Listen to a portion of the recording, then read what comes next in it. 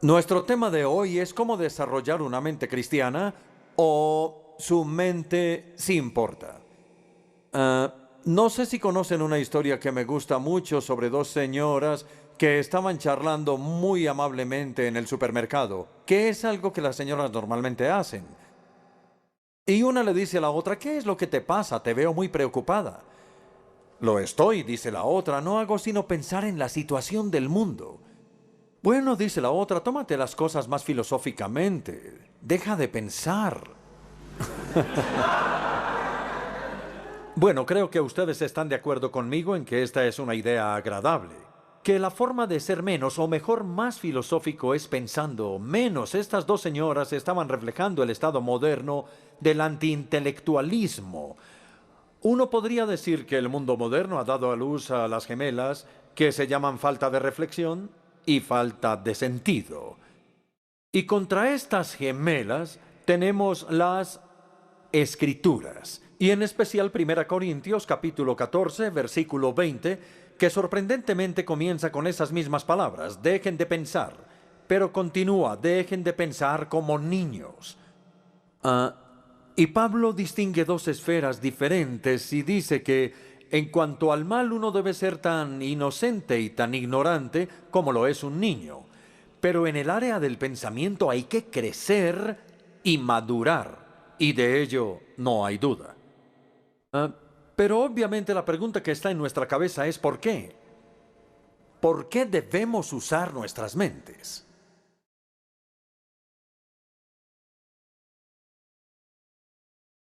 Hay tres razones específicas por las que debemos usar nuestra mente. A. Un uso apropiado de nuestra mente glorifica a nuestro Creador. Reconoce que nuestro Creador es un Dios racional, que nos ha hecho seres racionales a su imagen y semejanza, y nos ha dado tanto en la naturaleza como en la Escritura una doble revelación racional de sí mismo. De modo que aceptamos la declaración de Sir Francis Bacon en el siglo XVII y que Darwin alguna vez puso en la hoja de guarda del origen de las especies. Él dijo que Dios ha escrito dos libros y no uno. El libro de sus obras, que llamamos naturaleza, y el libro de sus palabras, que llamamos escritura. En el primero, la naturaleza, Dios ha revelado su gloria. Los cielos declaran la gloria de Dios y toda la tierra está llena de su gloria. Y podemos ver su gloria en el libro de sus obras. En el segundo, la Escritura no ha revelado su gloria, sino su gracia, el camino de la salvación a través de Jesucristo. Entonces hay un paralelo interesante entre la ciencia y la teología. La ciencia es un intento de los seres humanos por entender y sistematizar lo que Dios ha revelado en la naturaleza. La teología es un intento por entender y sistematizar lo que Dios ha revelado en la Escritura. Por tanto, ambas investigaciones son la revelación divina, son exploraciones de la mente de Dios, porque Él ha revelado su mente, tanto en la Escritura como en la naturaleza. Y de ambas, Johann Kepler, el astrónomo del siglo XVII, dijo: tanto en la Escritura como en la naturaleza, o en la teología y en la ciencia, pensamos los pensamientos de Dios después de Él. El estudio de la Biblia y el estudio de la naturaleza siempre van juntos. No sé si han pensado, yo creo que sí, es obvio en realidad que toda la investigación científica se basa en las convicciones de que el universo es un sistema intangible y que hay una correspondencia fundamental entre la mente del investigador y lo que ese mismo investigador y esta correspondencia va investigando es precisamente la racionalidad. El gran Albert Einstein una vez dijo: lo único comprensible del universo es que es comprensible. Lo único que no podemos entender sobre el universo es que podemos entenderlo, y la razón es que Dios puso su racionalidad en el universo y en nosotros. El obispo Leslie Newbigin, poco antes de morir, escribió: un científico, al verse enfrentado con una aparente irracionalidad, no la acepta como definitiva. Sigue luchando para encontrar una manera racional en la que los hechos puedan relacionarse entre sí. Y sin esta apasionada fe en la racionalidad definitiva del mundo, la ciencia cojeará, se estancará y morirá. Entonces no es una casualidad que muchos de los pioneros de la revolución científica fueran cristianos. Eran cristianos porque ellos creían en la racionalidad del universo. Es la primera razón por la que debemos utilizar nuestras mentes. Un uso adecuado de nuestras mentes glorifica a nuestro Creador, que nos ha hecho racionales a su imagen. Ahora B, un uso adecuado de nuestras mentes enriquece nuestro discipulado cristiano. En este momento no estoy hablando de la educación o del arte o la cultura que enriquecen la calidad de nuestra vida, sino que estoy hablando del discipulado cristiano en particular. Ninguna parte de él es posible si no utilizamos nuestra mente, y todas las partes de él se ven enriquecidas y engrandecidas si lo hacemos. Entonces, si ustedes y yo queremos agradar a Jesucristo, nuestro Señor y Salvador, y si queremos progresar en nuestro peregrinaje cristiano, debemos utilizar nuestra mente, y si no lo hacemos, nos condenamos a un estancamiento espiritual e inclusive a una inmadurez perpetua. Permítanme darle algunos ejemplos sobre el lugar tan importante que ocupa la mente en la vida cristiana. Si tengo tiempo, me gustaría mencionar la alabanza, luego la fe y luego la guía. Primero la alabanza. Todo cristiano es un alabador. La alabanza a Dios es nuestra tarea más prominente. Pero no podemos alabar a Dios si no lo conocemos. Los cristianos no son como aquellos ateneos, si lo recuerdan, cuyo altar que Pablo encontró afuera de Atenas tenía una inscripción que decía: al Dios no conocido. No es posible alabar a un Dios no conocido, porque si uno no lo conoce, no sabe qué tipo de alabanza le agrada. Y entonces la alabanza se convierte en una idolatría. La alabanza es una respuesta a la revelación. Es cuando Dios se revela a sí mismo que nosotros respondemos en alabanza al Dios que se ha revelado. Y es por eso que leer y predicar la palabra de Dios, lejos de ser una intrusión ajena a la alabanza pública, es una parte integral e incluso indispensable de ella. Es la palabra de Dios la que evoca la alabanza a Dios. Alabar a Dios, a mí me gusta esta definición que aparece en el Salmo 105, versículo 3, que dice que alabar es glorificarse en el santo nombre de Dios. Es sentirse orgulloso de quién es Él y de lo que ha hecho. Pero no podemos hacerlo, no podemos sentirnos orgullosos del nombre de Dios si no conocemos el nombre de Dios. Hay que disentir de aquel alabador que dijo que cuando iba a la alabanza pública sentía como si se desatornillara la cabeza y la pusiera debajo de la silla, porque decía que en la alabanza no necesitaba nada que estuviera por encima del cuello. En otras palabras, él pensaba que la alabanza era como sentir mariposas en el estómago. No me malinterpreten, claro que hay un lugar para las emociones en la alabanza. Y algunas veces, especialmente en la alabanza pública, sabemos lo que significa ser transportado más allá de nosotros mismos para alabar con los ángeles y los arcángeles y con toda la compañía del cielo. Bien, vamos a pasar ahora a la alabanza de la fe. A mí me sorprende la cantidad de cristianos que creen que la fe y la razón son dos cosas incompatibles. Estos dos elementos nunca están el uno contra el otro a manera de antítesis. Ustedes pueden buscar en la Biblia de comienzo a fin y nunca encontrarán que la fe y la razón estén puestas a manera de antítesis. Entonces, ¿qué es la fe? Dicho sea de paso, sí hay una antítesis entre caminar por fe y caminar por vista. Hay un contraste entre la fe y la vista, pero no entre la fe y la razón. Entonces, ¿qué es la fe? La fe no es sinónimo de credulidad. No es sinónimo de superstición. No es lo que ese crítico contra todo lo sobrenatural en Estados Unidos, llamado H. L. Mencken, llamó una creencia ilógica en la ocurrencia de lo improbable. Bueno, es divertido, es hasta inteligente si quieren, pero no es exacto. Ese no es el significado de la fe. La fe es una confianza racional. El Salmo 9, versículo 10 dice: en ti confían los que conocen tu nombre. Pero ellos confían porque conocen. Es la razón la que está en la base de la fe.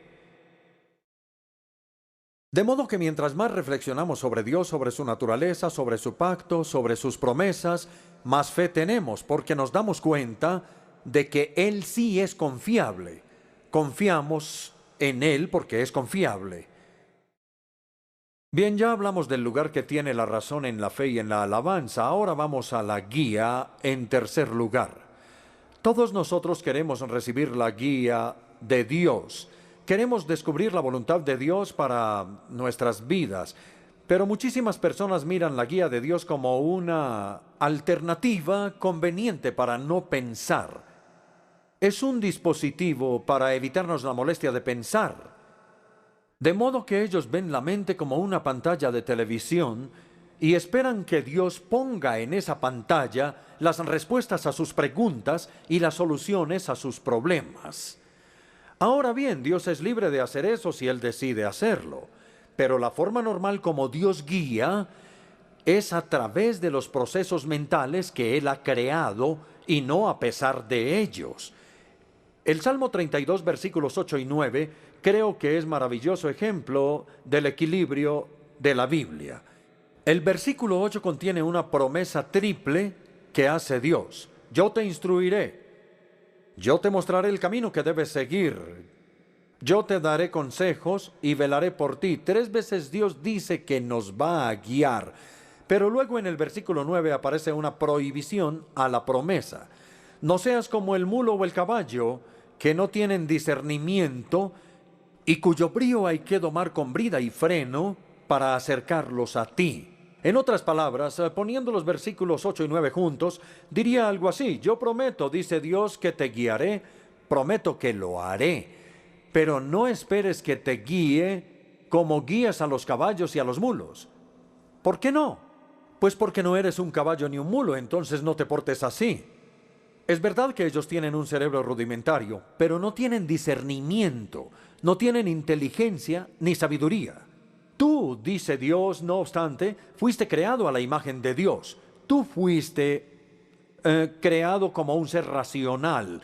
Entonces utiliza la mente que Dios te ha dado y luego Él te guiará a través de tus procesos mentales, no como criaturas irracionales que no piensan, sino como criaturas que sí piensan. Permítanme resumir esta primera parte. En la alabanza, en la fe y en la guía, de hecho en todo aspecto del discípulo cristiano, tenemos que utilizar la mente que Dios nos ha dado. Y nuestro progreso se verá gravemente obstaculizado si no lo hacemos, pero se verá increíblemente facilitado si lo hacemos. La importancia de la mente. Hasta ahora hemos visto que un uso apropiado de la mente glorifica a Dios y nos enriquece. Ahora, en tercer lugar, fortalece nuestro testimonio evangelístico. Yo creo que una de las razones principales por las que las personas dudan en aceptar el Evangelio hoy en día no es porque lo perciban como algo falso, sino porque lo perciben como algo trivial. Ahora bien, por supuesto, está bien simplificar el Evangelio y sería muy tonto complicarlo. Pero está mal trivializarlo porque sucede que las personas creen que no es lo suficientemente importante para el mundo complicado en el que vivimos. Los apóstoles de Jesús cometieron ese error en su evangelismo. Por el contrario, ellos no temían utilizar sus mentes ni desarrollar argumentos en la evangelización. En su ministerio, la apologética y el evangelismo iban de la mano. Entonces Pablo definió su ministerio en 5 palabras. En 2 Corintios 5:11 tratamos de persuadir a todos. Pero uno no puede persuadir a las personas si no desarrolla argumentos. Persuadir es utilizar argumentos para convencer a las personas. Hay que aclarar que Pablo confiaba en el Espíritu Santo y solo el Espíritu Santo puede llevar a la gente a tener fe en Jesús. Pero el Espíritu Santo que hace eso es un espíritu de verdad. Él nos lleva a la fe en Jesús, no a pesar de la evidencia, sino por la evidencia, cuando abre nuestra mente para entenderla. Entonces me pregunto si nosotros podríamos decir de nuestro evangelismo lo que Pablo le dijo al procurador Festo. No estoy loco, excelentísimo Festo. Lo que digo es cierto y sensato. Tenemos que poder decir lo mismo de nuestro evangelismo. El mejor ejemplo, en mi opinión, se dio en Éfeso, la capital de la provincia romana de Asia. Leemos sobre esto en Hechos 19. Primero, el apóstol proclamó a Cristo en la sinagoga, pero cuando fue expulsado de ella, alquiló una segunda sala de conferencias, conocida como la Escuela de Tirano. Y se nos cuenta que por 2 años, todos los días, desde la hora quinta hasta la hora 10, eso dicen algunos manuscritos, eso sería desde las 11 de la mañana hasta las 4 de la tarde, cuando la mayoría de los efesios hacían la siesta. Durante ese periodo, Pablo hablaba del Evangelio. Vi en una conferencia diaria de 5 horas, 6 días a la semana, durante 2 años. Eso da un total de 3.120 horas de argumentar el Evangelio. Y no me sorprende que Lucas diga en el siguiente versículo que toda Asia escuchó la palabra del Señor. Como ven, todo el mundo venía a Éfeso durante alguna época del año, quizá como diríamos actualmente, a hacer las compras de Navidad, o para visitar la famosa biblioteca, o para ir al templo de Diana. Había muchas razones para ir a Éfeso y mientras estaban allá, tenían la oportunidad de escuchar una conferencia cristiana de Pablo. Él daba 5 horas de conferencia todos los días, no solo la horita que me dan a mí esta noche, ¿verdad? No, 5 horas todos los días. No me sorprende que muchos se hayan convertido y que hayan regresado a sus ciudades como cristianos nacidos de nuevo. Esta podría ser una estratagema para el evangelismo centrado en las ciudades que deberíamos recuperar hoy. Bien, arrepintámonos del culto a la falta de reflexión. Arrepintámonos de cualquier antiintelectualismo o de cualquier pereza intelectual de la que podamos ser culpables. Es una actitud negativa y distractora. Esta actitud, insulta a Dios, B, nos empobrece y C, debilita nuestro testimonio en el mundo. Mientras que utilizar nuestra mente de una manera adecuada glorifica a Dios, nos enriquece y fortalece nuestro testimonio en el mundo.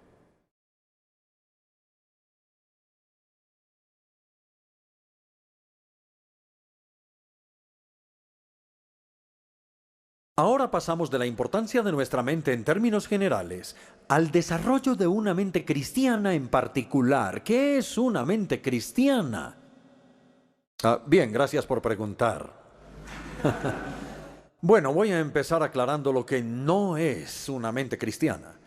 Una mente cristiana no es una mente que piense en temas específicamente cristianos o específicamente religiosos.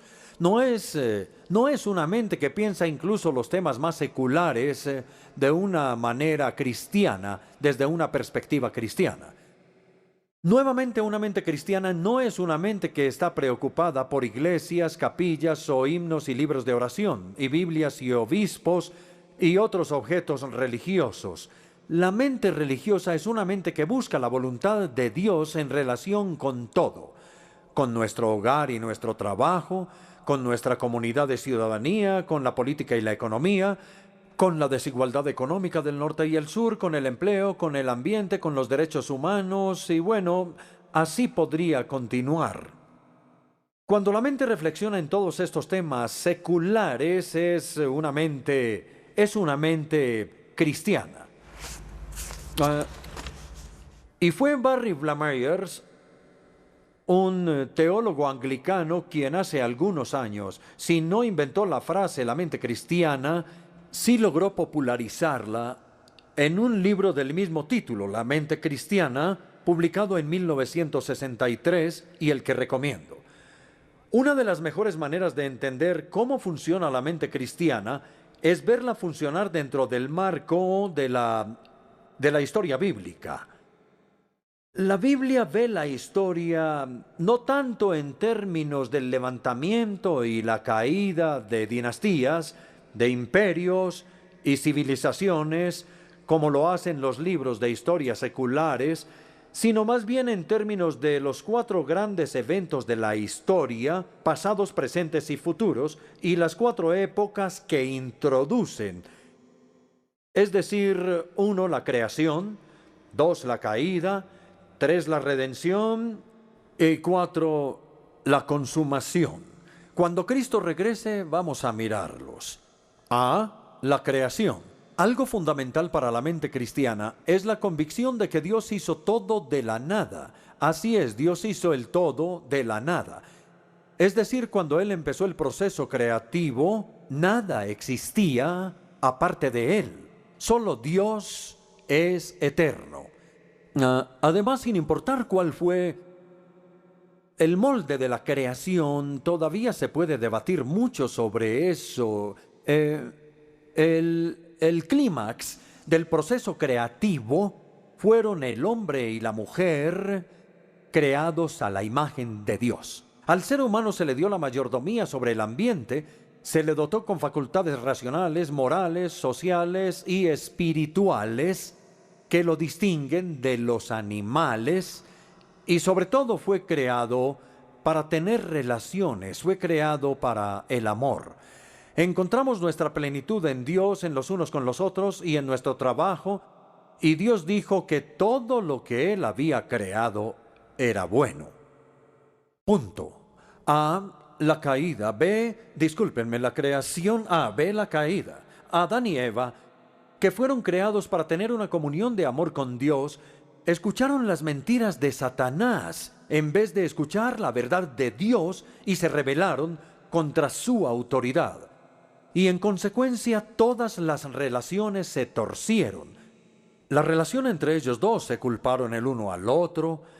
La relación con la buena tierra, que fue maldecida por ellos mismos. Y la relación sobre todo con Dios, quien los expulsó del jardín del Edén. Entonces la tragedia suprema de la condición humana actual es que los seres humanos creados por Dios, a semejanza de Dios y para Dios, no debieron haber intentado vivir sus vidas sin Dios. Y todo nuestro sentido de alienación, desorientación y de soledad se debe a esta ruptura de nuestras relaciones por causa del pecado. Y ahora pasamos de la creación y la caída al punto C, la redención. Dios habría podido de una manera justa sencillamente abandonar o destruir a la raza humana, pero en vez de eso, y con el gran amor con que nos amó, planeó nuestra redención. Prometió que la simiente de la mujer aplastaría la simiente de la serpiente. Él llamó a Abraham y le prometió que a través de su descendencia todas las familias de la tierra serían bendecidas.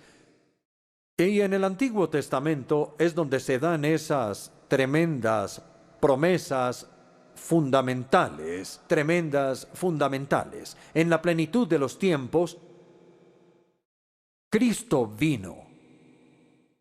La simiente de la mujer, la simiente de Abraham, la simiente de David. Él vivió una vida perfecta de amor. No cometió ningún pecado porque tuviera que hacerse una expiación. Pero en la cruz llevó nuestro pecado y murió nuestra muerte. Luego Dios lo levantó y lo exaltó para vindicar su obra redentora. Y desde entonces, amigos, ha sido posible para los seres humanos como nosotros experimentar un nuevo nacimiento, una nueva creación. porque si alguno está en Cristo, es una nueva creación. Lo que nos lleva al punto D, la creación, la caída, la redención y la consumación, o si lo prefieren, la perfección al final. El reino de Dios ya ha irrumpido en la historia de la humanidad, pero todavía no ha venido en su totalidad. Hasta ahora, ustedes y yo solamente hemos probado los poderes de la era venidera, pero la celebración sigue en el futuro. Jesucristo va a volver con gran poder, en gloria y en magnificencia, para crear un nuevo cielo y una nueva tierra, y consumar todas las cosas. Mientras tanto, estamos viviendo en tiempos intermedios, entre el tiempo del reino que ya vino y el reino que va a venir, entre el reino inaugurado y el reino consumado, entre el ya es, lo que Dios ha hecho a través de Cristo en su primera venida, y el no todavía, mientras esperamos su segunda venida. Entonces, para resumir hasta ahora, esto es lo que se puede llamar la metanarrativa cristiana. Y se puede llamar metanarrativa porque su marco, que el mismo Dios nos ha dado, cubre toda la historia. Consiste en 4 eventos o 4 épocas. La primera es la creación, que es lo bueno. La segunda es la caída, que es lo malo. La tercera es la redención, que es lo nuevo. Y la cuarta es la consumación, que es lo perfecto. Y estas 4 épocas forman un colador a través del cual es posible filtrar todo nuestro pensamiento, ya sea que pensemos en el ambiente, en el sexo, en el matrimonio, en el empleo, bien, cualquiera de esas cosas debemos aprender a filtrarla a través de este colador de 4 partes, y eso nos va a dar un equilibrio bíblico.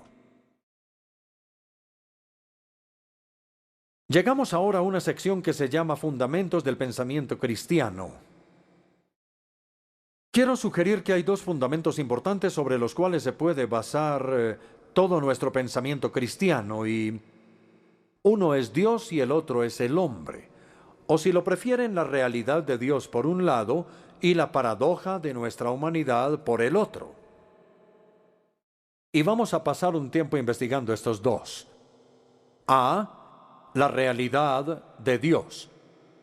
La mente cristiana reconoce a Dios como la realidad suprema y última más allá y detrás de todos los fenómenos. El hecho de que la Biblia esté centrada en Dios, el hecho de que reconozca que Dios es el Creador, Sustentador, Señor, Salvador, Padre y Juez, el hecho de que la Biblia esté centrada en Dios es algo básico para la mente cristiana. La mente cristiana es una mente piadosa, es una mente centrada en Dios. De hecho, la perspectiva bíblica de la bondad es principalmente la piedad. La mente cristiana nunca podría llamar bueno a alguien que ama a su prójimo pero que no ama a Dios. El amor a Dios es el primer y supremo mandamiento, por eso la mente cristiana es una mente piadosa. Después de haber aclarado esto, debemos extraer 2 corolarios. El primero es el significado de la sabiduría y el segundo es la prominencia de la humildad. Primero, el significado de la sabiduría. A todos nos gusta que la gente piense que somos sabios. Si yo me acercara a ustedes esta noche después de la conferencia y les dijera que ustedes son personas muy sabias, creo que ustedes se sentirían halagados y no insultados, ¿verdad? La sabiduría es un tema prominente de la Biblia. Además de la ley y los profetas, en el Antiguo Testamento hay una sección llamada literatura de sabiduría. Hay 5 libros de sabiduría: Job, Salmos, Proverbios, Eclesiastés y Cantar de los Cantares. Es posible que conozcan los versos burlescos que dicen que el rey David y el rey Salomón vivieron muchas vidas con muchas concubinas y muchas esposas, pero que cuando les llegó la vejez con muchas náuseas, el rey Salomón escribió los Proverbios y el rey David escribió los Salmos. Bueno, no creo que eso sea muy exacto, pero es divertido. Entonces los libros de sabiduría tratan de lo que usted y yo llamamos el significado. ¿Qué significa ser un ser humano? Y cómo el sufrimiento y el mal y la injusticia y el amor encajan dentro del significado de la humanidad. Tomemos Eclesiastés como un buen ejemplo. Su enseñanza más conocida es el refrán pesimista, vanidad de vanidades. Todo es vanidad, o como lo traduce de manera excelente la Nueva Versión Internacional, lo más absurdo de todo lo absurdo. Lo que Eclesiastés hace es demostrar la futilidad de nuestra vida, si ésta queda atrapada exclusivamente dentro del tiempo y del espacio, e ignora la realidad de Dios. Si la realidad se restringe al tiempo, el corto período de la vida, con toda su injusticia y dolor, que empieza con el nacimiento y termina con los animales, con la muerte, eso es todo lo que hay entonces, lo más absurdo de lo absurdo, de todo lo absurdo. Y nuevamente, si la realidad se restringe al espacio, a la experiencia de la humanidad debajo del sol, que es la frase que se utiliza en Eclesiastés, sin una referencia de lo que hay más allá del sol, entonces todo es fútil y es cazar el viento. Solamente Dios puede darle un significado a la vida porque solamente Él puede proveer las dimensiones que faltan. Dios le agrega eternidad al tiempo y Dios le agrega trascendencia al espacio. Y por eso es que el temor al Señor es el comienzo de la sabiduría. Job 28:28. La sabiduría empieza reconociendo la realidad de Dios. De ahí la gran tragedia del vacío espiritual en las vidas de tantas personas de hoy y la hostilidad de la mente cristiana al secularismo que niega la realidad de Dios. No sé si ustedes han oído hablar de Theodore Roszak. Él vino de Europa Central, se instaló en Estados Unidos, creo que probablemente ya murió, pero él se volvió muy conocido en la década de los 70, con un libro que se llama Donde termina la desolación, cuyo subtítulo es La política y la trascendencia en una sociedad postindustrial. Esta es una exposición del materialismo y del vacío del materialismo.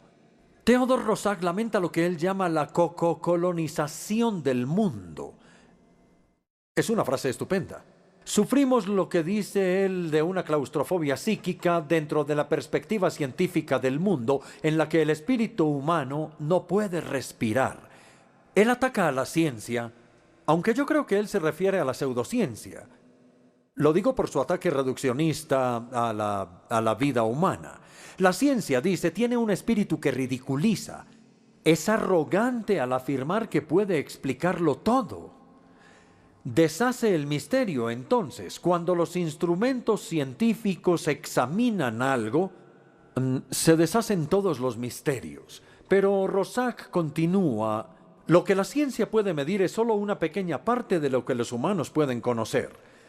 Y este mundo materialista de una ciencia objetiva no es bastante espaciosa para nosotros. Y luego dijo una frase sorprendente para ser un no cristiano: sin trascendencia, la persona se marchita. Eso en cuanto al significado de la sabiduría. Y el primer corolario. Ahora el segundo corolario de la realidad de Dios, que es la preeminencia de la humildad.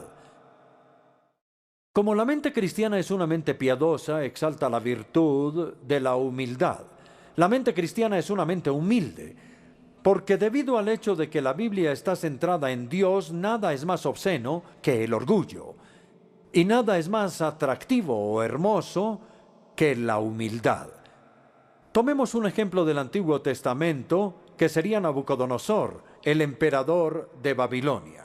Se ufanaba como un pavo real por la terraza de su palacio. En una ocasión, mientras él tenía un soliloquio, se decía entonces: miren la gran Babilonia, que he construido con mi gran poder y para mi propia honra.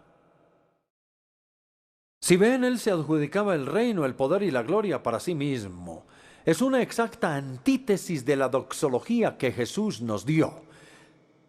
No es de sorprender entonces que cuando la palabra todavía estaba en sus labios, el juicio de Dios cayera sobre él. Se le quitó su reino y fue expulsado de su palacio. Vivió con los animales y comió como ellos. Su cuerpo estaba mojado con el rocío, su cabello creció como alas de águila, y sus uñas se volvieron como las garras de un ave. En otras palabras, se volvió completamente loco. Y solo cuando reconoció que el Dios Altísimo es el que gobierna en los reinos de los hombres, solo cuando levantó sus ojos en alabanza humilde a Dios, solo entonces se le restauraron simultáneamente su cordura y su reino, porque el orgullo y la locura van de la mano, así como la humildad y la razón. Pasemos ahora al Nuevo Testamento, específicamente al ejemplo y la enseñanza de Jesús.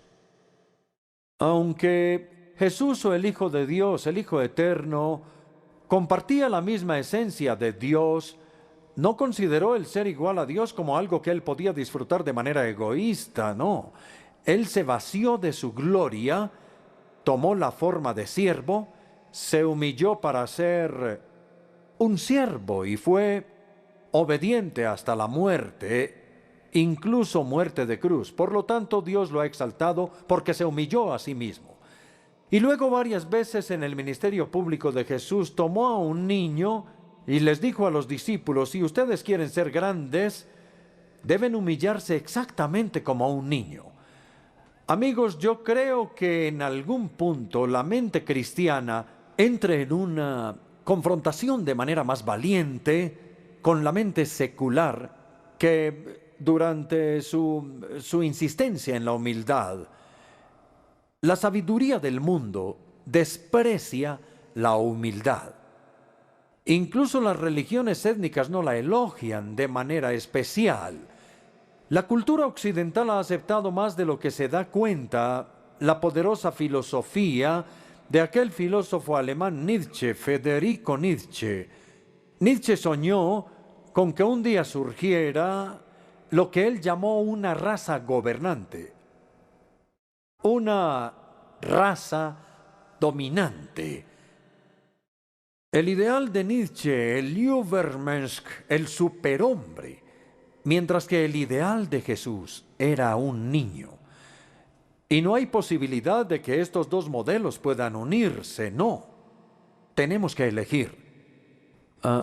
Entonces, devolviéndome un poco la realidad de Dios, como creador, sustentador, Señor, Salvador, Padre y Juez, le da a la mente cristiana su primera característica esencial. La mente cristiana se rehúsa a honrar cualquier cosa que deshonre a Dios. Aprende a evaluar todo dependiendo de si le da gloria a Dios o si le quita la gloria a Dios. La sabiduría es el temor a Dios y la humildad es la preeminente virtud.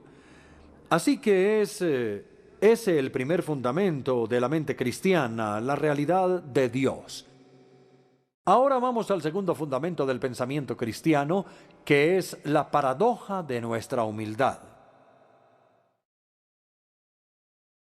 En respuesta a su propia pregunta sobre qué es el hombre, es decir, qué significa ser un ser humano, la Biblia afirma tanto la creación como la caída, tanto la gloria como la vergüenza de nuestra condición humana, tanto nuestra dignidad única como criaturas hechas a la imagen de Dios, como nuestra perversión única como pecadores bajo el juicio de Dios. Por tanto, la crítica cristiana de la filosofía o ideología moderna es que o es muy inocente en su optimismo o muy negativa en su pesimismo sobre la condición humana. Solamente la Biblia mantiene el equilibrio entre esos dos extremos. Veamos a los humanistas. Los humanistas tienden a ser muy optimistas. Es verdad, Dicen que el hombre no es nada más que el producto de las fuerzas evolutivas ciegas, pero en verdad tienen una confianza sin límites en el potencial de la evolución futura de la raza humana. Un día, dicen los humanistas, podremos controlar nuestro propio destino. Pero no, los cristianos piensan que eso es muy optimista. El humanismo no toma en cuenta ese giro del egoísmo que los teólogos llaman el pecado original y que frustra los planes de los reformadores sociales. Los humanistas son muy optimistas. Los existencialistas se van al otro extremo y son muy pesimistas. Ellos llegan incluso a la desesperanza. Como no hay Dios, dicen, entonces no hay valores y nada tiene significado. Todo es absurdo. Mark Twain, el gran ingenioso estadounidense, una vez dijo, si el hombre pudiera cruzarse con el gato, mejoraría el hombre y se deterioraría el gato. Eso ya es demasiado pesimista sobre la condición humana, ¿verdad? No toma en cuenta el amor, la alegría, el heroísmo y el autosacrificio que han adornado a la historia de la humanidad desde el comienzo. Entonces, contra el humanismo y el existencialismo están los cristianos bíblicos que evitan ambos extremos, el optimismo humanista y el pesimismo existencialista. Lo que necesitamos, dicen, no es ni el fácil optimismo del humanismo, ni el oscuro pesimismo de los cínicos, sino el realismo radical de la Biblia. Porque de acuerdo con la Biblia, los seres humanos somos creados a la imagen de Dios. La imagen ha sido distorsionada, pero no ha sido destruida, y han caído con ese giro de egoísmo del cual ya hemos hablado. Los seres humanos en realidad somos una extraña y trágica paradoja que yo creo que reconocemos en nosotros mismos, así como en otras personas. Somos capaces de la nobleza más sublime y de la crueldad más baja. Puede que en un momento nos comportemos como Dios, a cuya imagen fuimos creados, pero al siguiente momento somos como bestias a las que se suponía debíamos ser muy distintos. Podemos pensar, elegir, crear, amar, alabar, pero también podemos codiciar, pelear, odiar, matar y tomar venganza. Los seres humanos somos los inventores de los hospitales para cuidar a los enfermos, de las universidades para adquirir sabiduría y de las iglesias para alabar a Dios. Nosotros inventamos eso. Pero también inventamos las cámaras de tortura, los campos de concentración y los arsenales nucleares. Extraña y desconcertante paradoja. Entonces, mientras nuestra mente cristiana reflexiona sobre estas cosas, reconocemos que somos nobles y viles, sabios y necios, morales e inmorales, a la imagen de Dios y bestiales. La mejor y más elocuente expresión que conozco sobre el tema dice así: soy polvo y cenizas, perverso y voluntarioso, un conjunto de respuestas predeterminadas del comportamiento, inundado de temores, asediado de necesidades, y la esencia del polvo, y al polvo he de regresar. Pero hay algo más en mí. Puedo ser polvo, pero un polvo atribulado, un polvo que sueña, un polvo que tiene premoniciones extrañas de una gloria venidera, una herencia que algún día será mía. Y por eso mi vida se extiende en una dialéctica dolorosa entre las cenizas y la transfiguración. Soy un acertijo para mí mismo, un enigma exasperante, esta dualidad extraña del polvo y la gloria. Yo creo que reconocemos eso en nosotros, ¿no? Espero que sí. Ahora estamos llegando casi al final y quiero darles dos ejemplos de esta paradoja. El primero es nuestra autoimagen personal. Todos sabemos la importancia para la salud mental de entender quiénes somos, de tener una autoimagen exacta. Algunos tienen una imagen exagerada de sí mismos y se vuelven engreídos. Otros tienen una imagen demasiado baja y tienen sentimientos nocivos de inferioridad. Lo cristiano es evitar ambos extremos y recordar la paradoja de nuestra humildad. Reconocer que somos el producto de la creación a imagen de Dios y de la caída con su consecuente pecado. Debemos afirmar una verdadera imagen de lo que somos en lo que es la creación y negar la falsa imagen de lo que somos por la caída, voluntariosos, egocéntricos, agresivos y el resto. Así que si queremos desarrollar una autoimagen equilibrada, debemos recordar la creación y la caída, la dignidad y la perversión, la gloria y la vergüenza. ¿Sí ven lo equilibrada que es la Biblia en este asunto? El segundo ejemplo es de la política, específicamente el proceso democrático.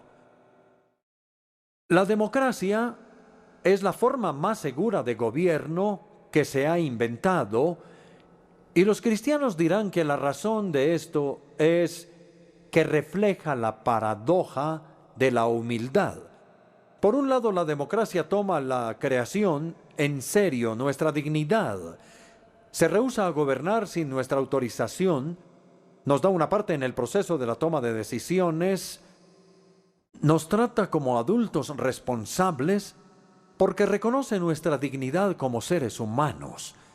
Pero por otro lado también se toma en serio la caída, la perversión, que somos pecadores bajo el juicio de Dios. Se rehúsa a concentrar el poder en las manos de unos pocos porque sabe que eso no es seguro y descentraliza el poder. La esencia de la democracia es descentralizar el poder, y descentralizar el poder protege a los gobernantes contra su propia locura. Voy a citar a Reinhold Niebuhr, teólogo ético de Nueva York, que dijo hace unos años: la capacidad del hombre para hacer justicia es lo que hace posible la democracia. La inclinación del hombre hacia la injusticia es lo que hace necesaria la democracia. Vamos a decir un par de cosas a manera de conclusión. ¿Cómo debemos desarrollar una mente cristiana? Puede ser que estemos convencidos, si es que no lo estábamos ya, de que necesitamos tener una mente cristiana. ¿Cómo desarrollar una mente cristiana? Bueno, debo decir que no hay una manera sencilla o fácil de hacerlo, no la hay.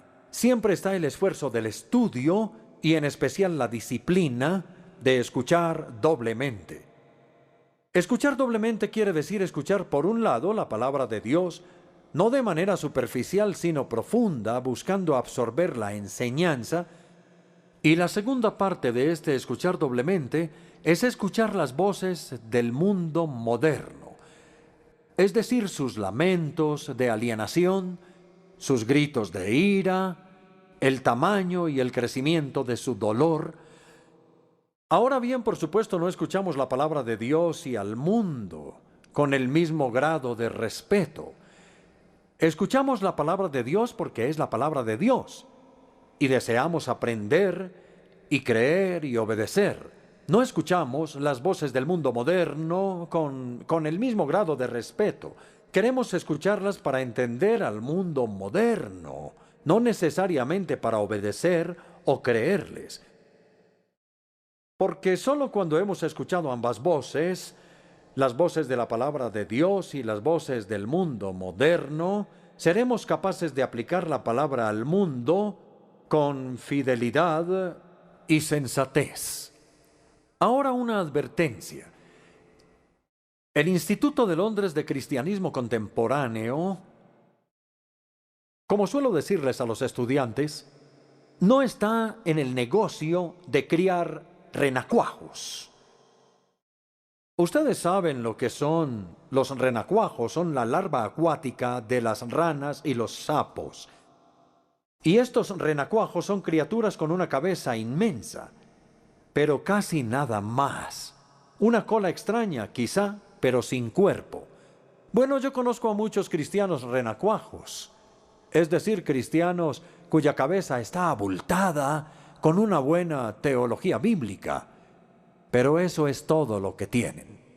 No, nosotros queremos desarrollar no solo una mente cristiana, sino un corazón cristiano, un espíritu cristiano, una conciencia cristiana y de hecho una persona cristiana que esté integrada bajo el señorío de Jesús. Y esto es especialmente cierto en el área de la responsabilidad social. No solo debemos pensar claramente, sino también sentir profundamente, como lo hace Jesús. ¿Recuerdan cuando Él estaba parado ahí, frente a la tumba de Lázaro? La Biblia dice que Él lloró y también dice que resolló. Eso es lo que significa la palabra griega con indignación. Entonces, Él expresó su indignación frente a la muerte, que no era parte del propósito original de Dios para el mundo, y expresa su compasión por las víctimas, especialmente por Marta y María. Entonces, que Dios nos libre del frío análisis de la justicia social, si no va acompañado de una determinación clara por cambiarla. Voy a terminar con una pequeña historia de Chaim Potok. La verdad, no sé si la conocen, es un distinguido escritor judío contemporáneo nuestro. Él escribió una novela llamada El elegido. Esta novela fue también llevada al cine. El elegido es la historia de la amistad entre dos jóvenes. Uno de ellos, Danny, es el hijo de un rabino judío. Y Saunders, el rabino, nos sorprende porque él nunca le habla a su hijo Danny, sino solo cuando le enseña el Talmud. Aparte de eso, entre él y su hijo no hay sino un extraño silencio. Y no es sino hasta el final de la película y del libro cuando el misterio se explica. El rabino Saunders dice que Dios lo bendijo con un hijo brillante, un joven con una joya como mente. Y cuando Danny solo tenía 4 años, su padre lo había visto leer un libro y sintió temor porque él se lo devoró. El libro. Es decir, uno pensaría que él estaba orgulloso de que su hijo devorara un libro a la edad de 4 años. Pero el problema era que se trataba de un libro sobre los sufrimientos de los judíos y Danny no mostraba sentimientos por los sufrimientos, sino que disfrutaba el libro. No había alma en su hijo de 4 años, era solo su mente. Eran una mente y un cuerpo, pero sin alma. Entonces el rabino Saunders le dijo a Dios: ¿qué me has hecho? ¿Necesito acaso una mente como esta para mi hijo? ¿Necesito un corazón para mi hijo? ¿Necesito un alma para mi hijo? Compasión, rectitud, misericordia, fortaleza para sufrir, para el dolor. Eso es lo que quiero para mi hijo, no una mente sin alma. Entonces, el rabino Saunders siguió una antigua tradición jasídica y crió a su hijo en silencio. Pero luego dijo: en el silencio que había entre nosotros, Danny empezó a escuchar al mundo llorar. Y en la última escena de reconciliación entre el padre y el hijo, el rabino Saunders dice que Danny tuvo que aprender, a través de la sabiduría y del dolor del silencio, que una mente sin un corazón no es nada. Que Dios nos dé a ambos mente cristiana para pensar y corazón cristiano para sentir.